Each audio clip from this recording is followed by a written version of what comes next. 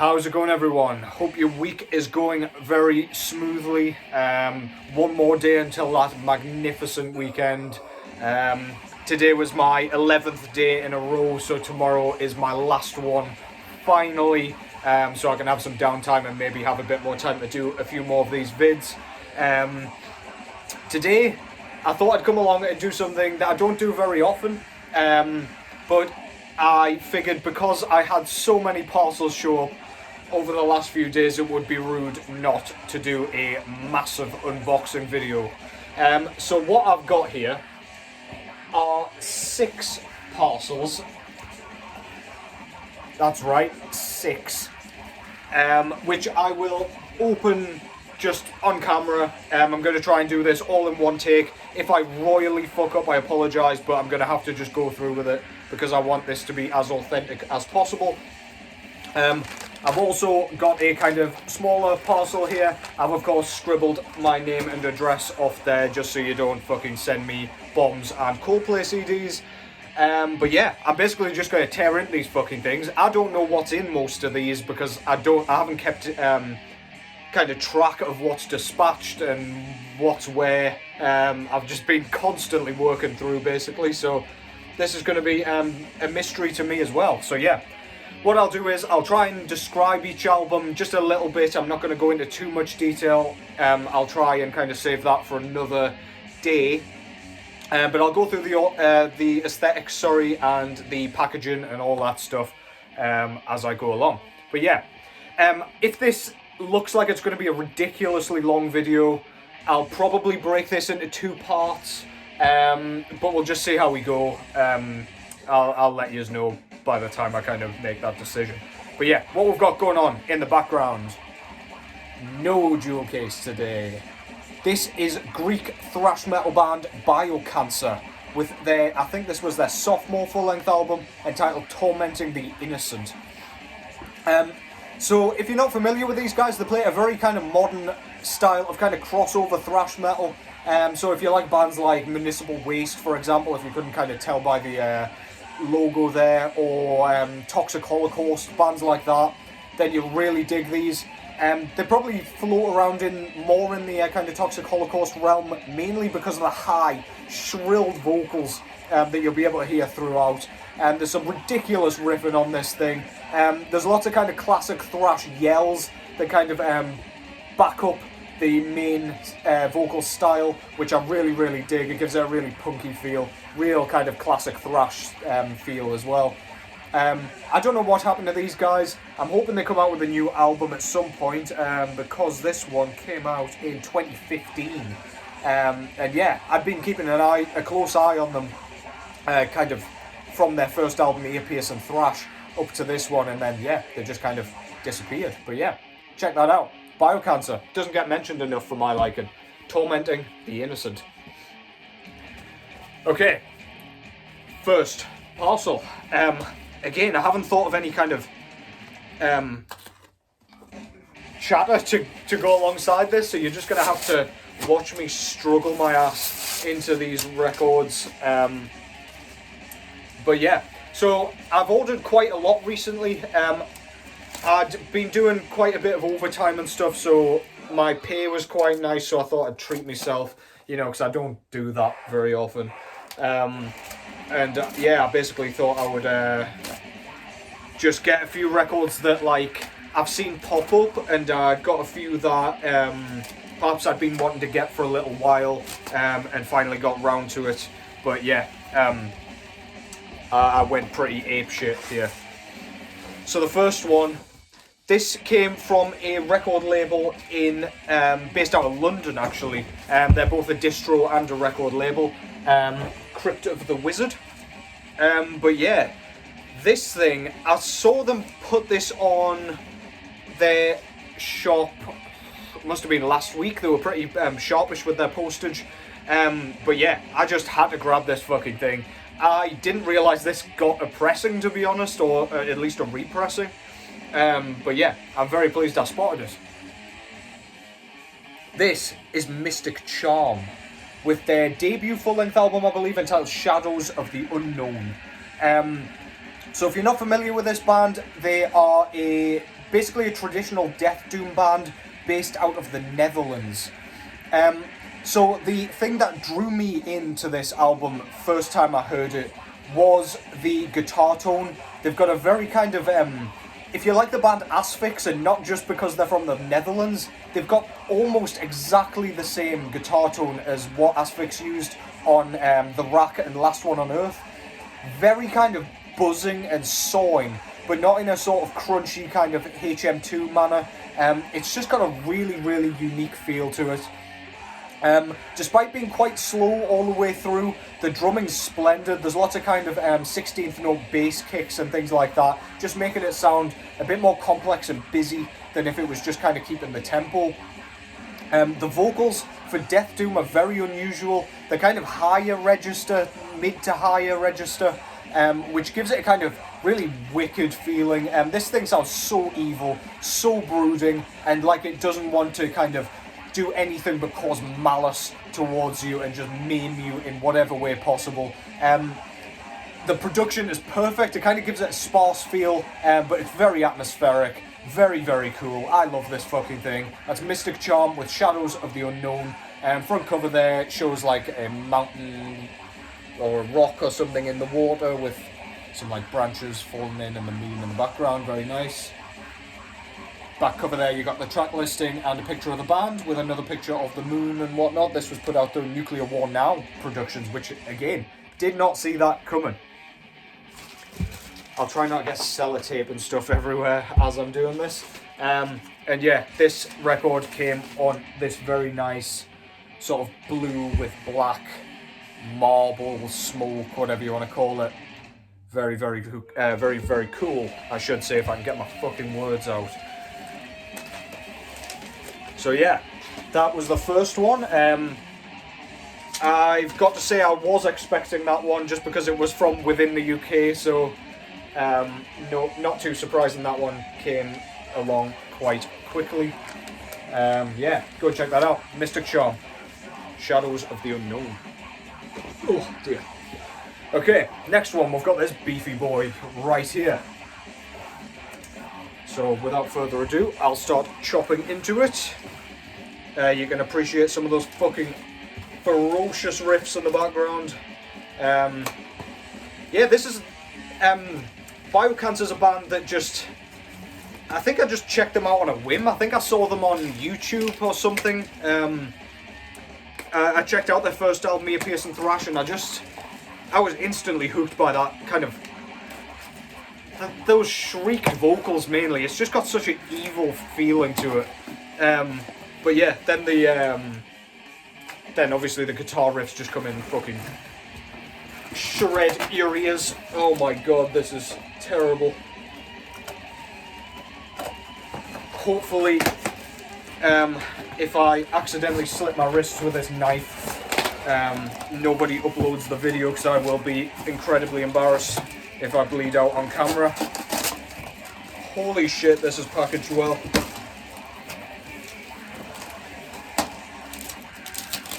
Okay, we're nearly there, I promise. This is what most of this video is going to be, by the way, so heads up for that. I probably should have chopped into them before I started the vid, but whatever. We've already been going 8 minutes, and we're nowhere near. Okay, so this one has 2 records in, and judging by the packaging, I kind of had a feeling it would be these. So the first one, this package came from Hell's Headbangers Records. First record I want to talk about here is the second full-length album from Finnish black metal project Ymia? Don't know. Entitled Aeons of Sorrow. So this one, if you're not familiar with this band in general, they play a very straightforward style of Finnish black metal, nothing fancy going on. It's very frostbitten, cold sounding, riffs that stick in your head, production's perfect. This one, compared to their self-titled debut, is a bit more kind of lo-fi, shall we say. It's a bit more shrouded and static. You can barely hear the drums at all. Riffs are just as good, if not better, than on the debut. There's like a really kind of familiar feel to this one. I don't really know how to describe it, but it sounds like you've heard all the riffs before, even though it was just from the first time you listened to this thing.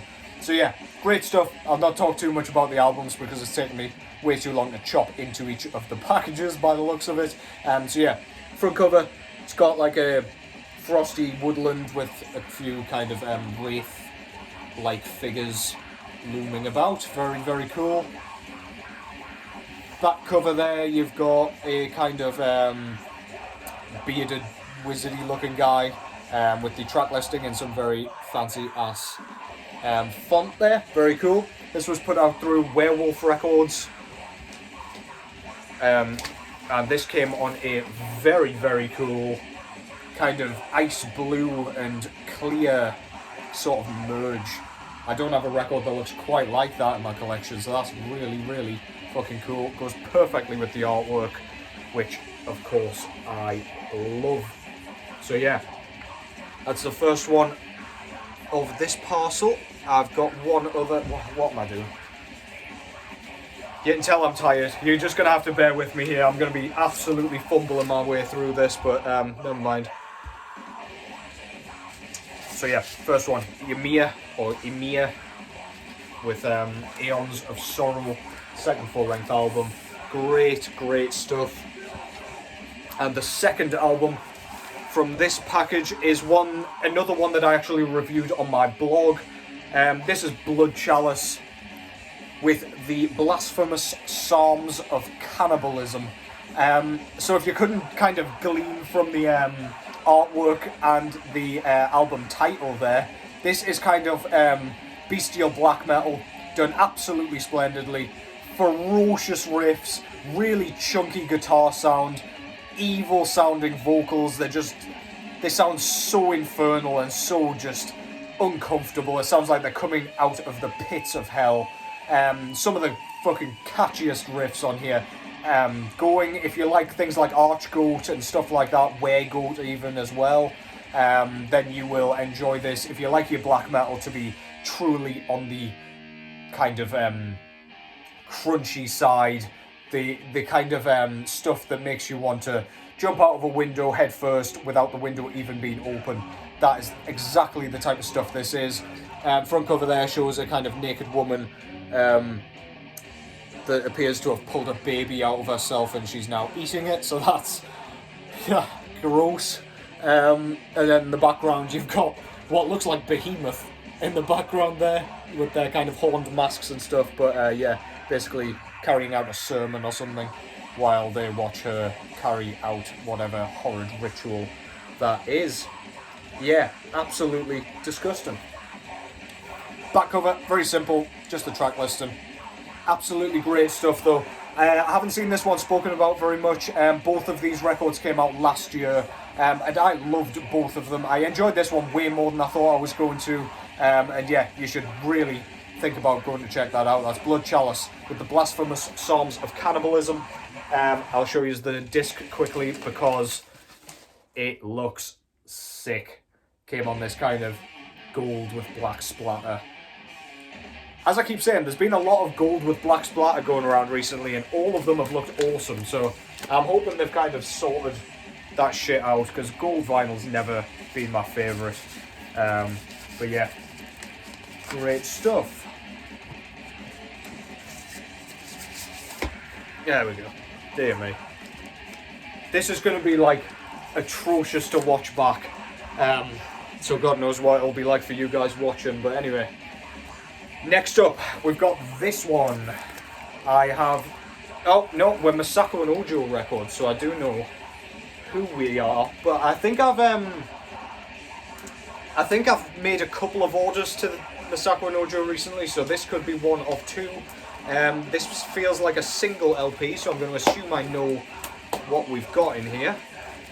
But yeah, let's get into this.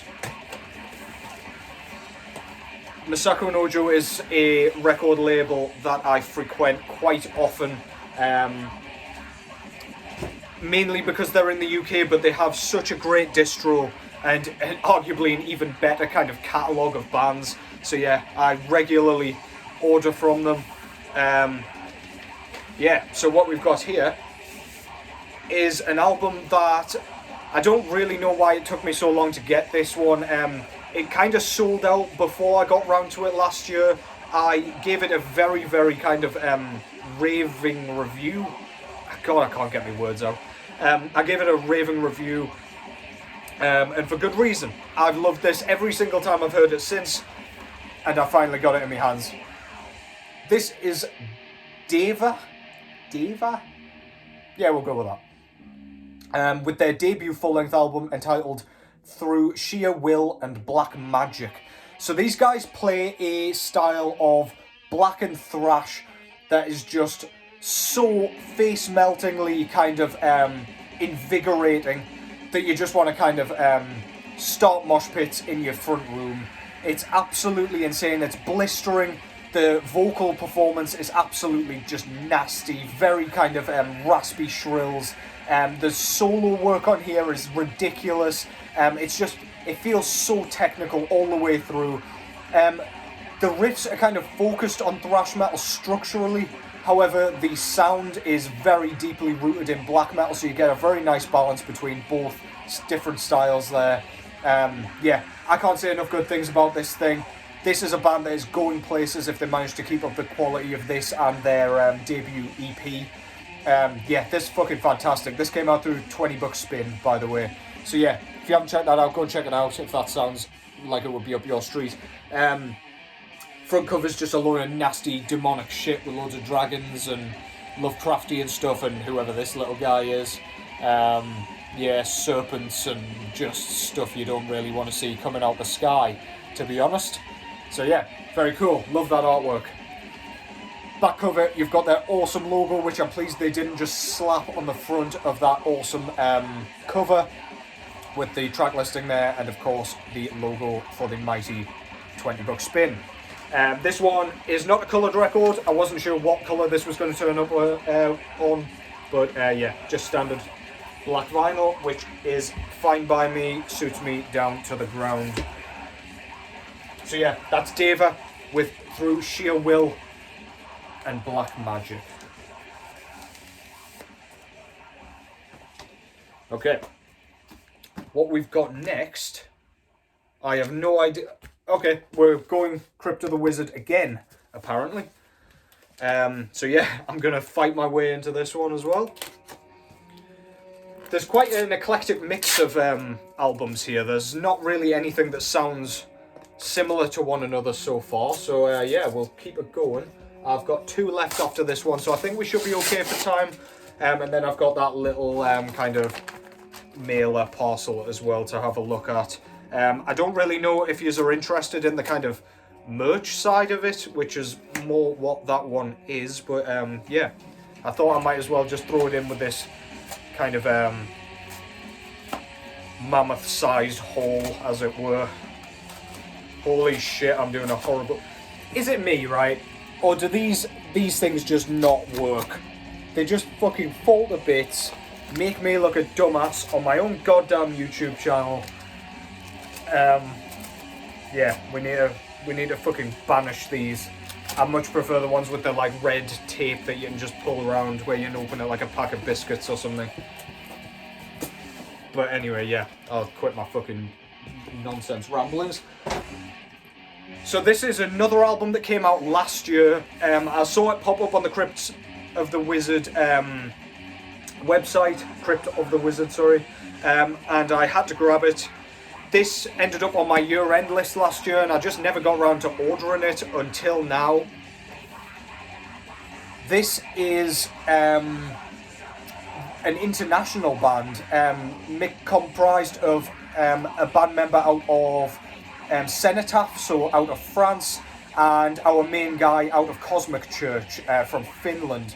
This is Frozen Graves, with their latest full-length album entitled, I believe this is An Age of Emptiness, indeed. I'm not sure how many albums they had before this. I feel like this is maybe their second or third album, which don't quote me on, because I have no idea. But this is basically a perfect balance between those 2 aforementioned projects. The music is very deeply rooted in the kind of Cosmic Church style, very recognisable guitar tone and riffing style. It's very emotive, even though this is kind of less atmospheric than the Cosmic Church work. And then you've got those unbelievably painful sounding howled vocals from our guy out of Cenotaph. He just adds a kind of helpless, hopeless feeling to this thing. It just feels like you're being sucked into a cosmic wormhole with this guy who just is not making the situation any better. He's making you fucking petrified alongside him. This is more straightforward than both of those projects. Kind of melodic, very riffy, very emotive, very thought-provoking, but it's absolutely fucking great. I don't normally put albums on my year-end list that I don't already have on vinyl, but I had to make an exception for this bad boy. That's Frozen Graves with an Age of Emptiness. Front cover there shows like what looks like a phoenix coming out the fire. I'm not exactly sure if that is what it is, but that's what it looks like. Back cover there, you've got a close-up shot of some branches with the track listing there. This one was put out through Kun Palvelus, which is a Finnish black metal label. And this one just came on, if I can get it, standard black vinyl, which again suits me down to the ground. Frozen Graves, An Age of Emptiness. Please go and check that out. I think that ended up as number 11 on my year-end list. And it could very easily have been higher if I'd spent a bit more time with it on kind of physical format. But unfortunately, I did not have that luxury at the time. Okay, on to the next one. If you're going to be zooming in, I have definitely scribbled out all of the addresses here, so no sending me bullshit. Like Oasis or, I don't know.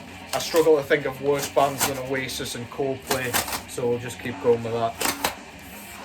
I'm pretty sure that's not how you meant to open that, but I've gone with it. Okay, so now for something completely different. I didn't expect this one to be here so soon, to be honest. I'm just going to have to cut into the shrink wrap here, just so I can get into the main stuff. If I can get in. Just talk amongst yourselves, or talk amongst yourself, I don't know. Okay, we're just about there. So this is an album I've been getting into a lot recently, and to be honest, if you had a look at my kind of Spotify Wrapped, like for now, this album will absolutely be my most listened to album of the year so far. So yeah, let's get straight into it. This is the self-titled full-length album from The Devil Makes 3. I believe this came out in 2002, if I'm not mistaken. And this is a kind of very, very sort of bare bones style of country music. There's a lot of kind of bluegrass influence on this thing, as in it's very, very kind of acoustic based.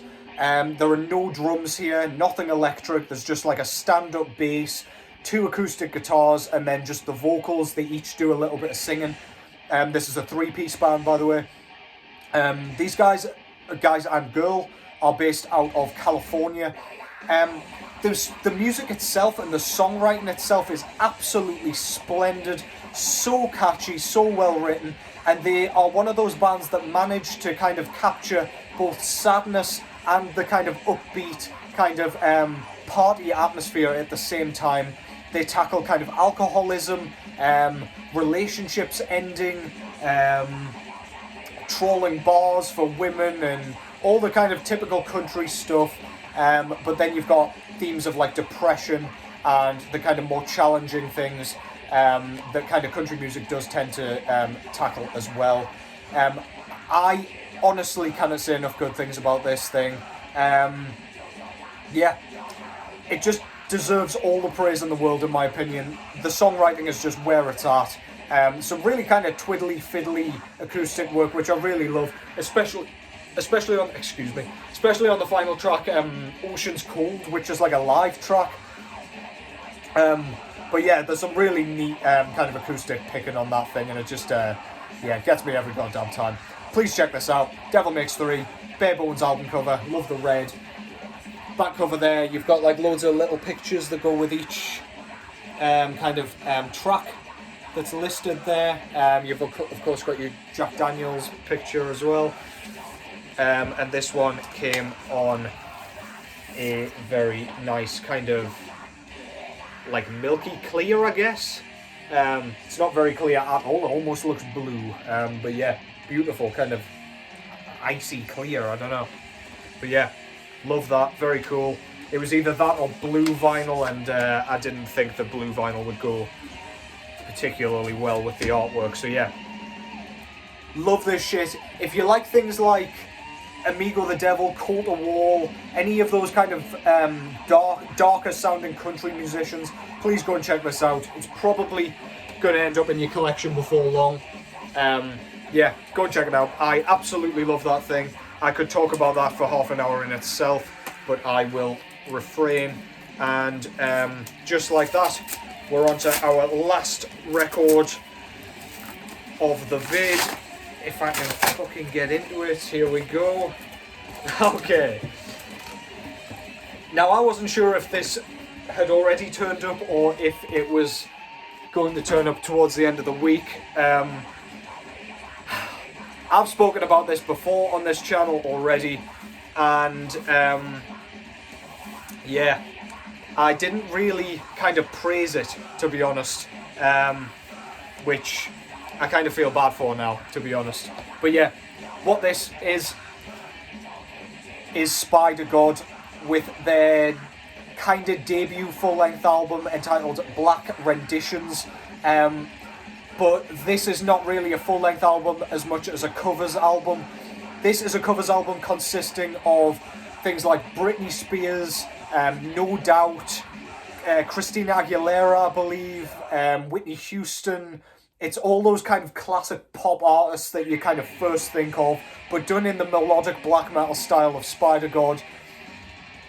I couldn't get past the fact that this was like, that I was listening to kind of Britney songs and God knows what else. But I kept returning to this for some reason, and it eventually just clicked. This is some of the best melodic black metal you will hear, and I find it hard to say that considering what this album is. So yeah, basically Spider God are hyper melodic black metal.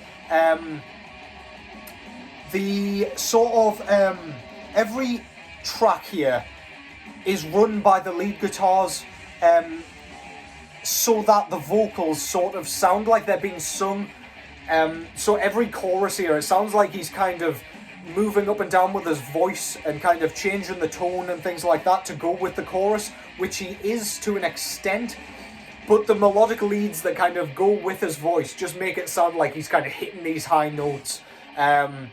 For like Hit Me Baby One More Time and I'm So Excited and shit like that. It's just so ridiculous. And you can't get through this without smiling, and if you can, you have a cold black heart. This is actually the hand-stamped Britney edition. So you've got Britney Spears in a corpse paint on the front there, and Spider God signed it. And then this was number 34 out of 60. Only 60 copies pressed, which is very, very cool. I don't really know what else is going on here. We've got like a cardboard slipcase sort of thing with the kind of Spinal Tap style Black Renditions logo there. Very cool. We've got the disc itself, which is housed in this very nice insert with our dude dabbing on the back here. Fucking hell. This one was just black vinyl. That is absolutely fine by me. Yeah, I struggle to find the words to kind of appropriately describe this. If you're wondering, that's the kind of original artwork that's not the Britney edition, so it's just a lampshade with some moths kind of attracted to it. Yeah, very cool. Really nice presentation. Gonna sneeze. Didn't sneeze. Yeah, absolutely great shit. I can see why you wouldn't like this for you black metal purists out there, but just keep giving it a chance, man. Just keep going.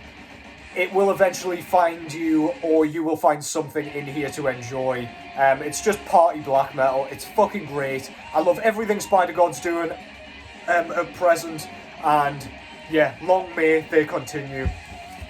Great shit. One of the best bands in the business at the minute. Fantastic stuff. Go and check it out. That's Spider God with Black Renditions, Britney Edition. Okay, so our final parcel. I'll just rattle through this quickly because there's nothing really to describe. This should be a t-shirt. It is indeed. This is my new Ferretarium t-shirt. French melodic black metal. So I just got their logo shirt. Love their logo. And it's got some kind of French lyrics or something on the back there with a crest. Yeah, man, that looks absolutely sick. So don't be surprised if you see this being kind of donned in the next vid. So yeah, that was my ridiculous haul that I've kind of been building up over the last few days. I've got another parcel to pick up on Saturday. I've also got another album that, if you follow me on Instagram, you've probably already seen, but I'd quite like to discuss it on here at some point. But yeah, hopefully that wasn't too much of a fucking chore to get through. I enjoyed that because I didn't really know what was going to be in those boxes, which is always good fun. Yeah, if you enjoy those vids, please let me know. If it was a disaster and it was a fucking mess, please let me know as well, although I'm sure I will see that if it is indeed true when I rewatch it before I upload. But yeah, regardless, I will upload this. You will see this Friday morning, probably, UK time. But yeah, I'll fucking see you next time. Take care as always. Catch you on the next one.